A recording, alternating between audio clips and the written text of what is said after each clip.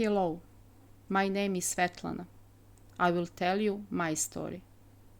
Imagine, you are the boy from Leskovac, little town in South Serbia. My boy. You have a big family and happy childhood. When you was boy, you asked me to buy for you a picture instead of ball.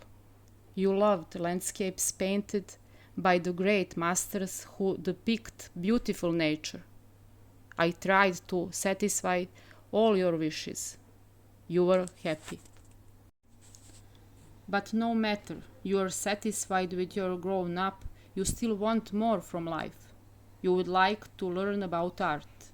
You looked at great artworks in the encyclopedia and dreams of going to a museum and seeing them alive. You wished a more meaningful social life, more concerts, going to the theater, crowd of the street in the big city. He wants to be respected and successful. He dreams about great career in his own gallery. What did you dream about? One day, you packed your bags, passed your exams, and settled in the big city. You find possibility all around you. You enjoy the attention, the festivals, performance, and tumultuous nightlife. I will never find out if you felt lonely. Then, one day, occasionally you see images from your childhood, your family lunches, lauding with your sisters, running with your school friends.